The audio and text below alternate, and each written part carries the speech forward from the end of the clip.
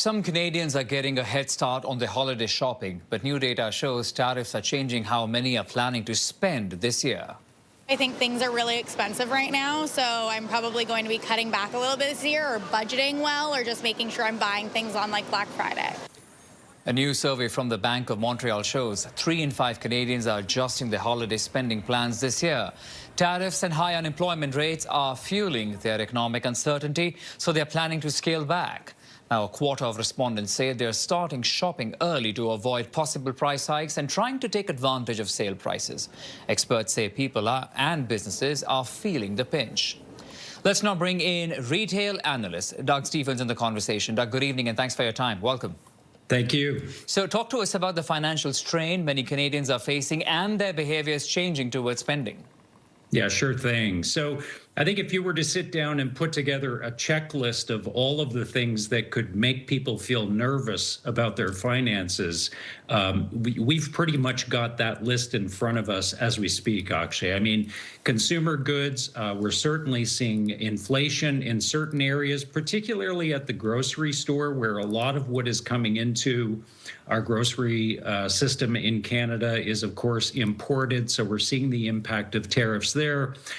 Inflation just on things like fuel prices and even packaging costs, things of that nature are going up substantially.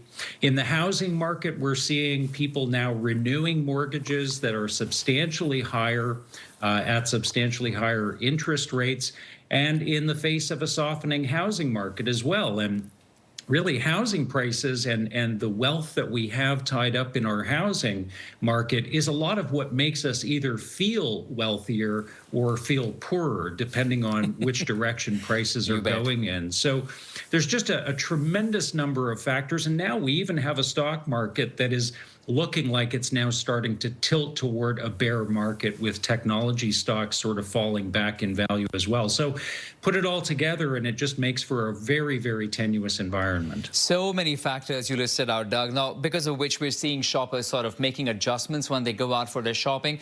But talk to us about how retailers are coping with these trends. Well, I think you're going to see, we're already in a tremendously competitive environment from a retail standpoint. And frankly, we have been for about 5 years now. There are many retailers that have never really fully recovered from the pandemic, and yet they're still now having to try to appeal to consumers to get them out. So I think you're going to see very aggressive promotions online from sellers like Amazon, particularly in the Canadian market, where I think a lot of Canadians have been resisting the urge to buy from Amazon, favoring more domestic retailers. So I think we're going to see a lot of aggressive pricing from Amazon, and you're going to see retailers on the ground in Canada having to try and match that. So I think we're going to see a very promotional environment. Whether or not that's enough to bring consumers out, that remains to be seen. Right. Doug, these big box stores and e-commerce giants have a way in which they can sort of weather these storms. But talk to me about the smaller stores and businesses, the way shoppers are changing their behaviors. How does that really impact their business and their survival instincts? Well, it's really difficult. As you said, the larger retailers have deeper war chests. They certainly have more resources to make it through these kinds of periods.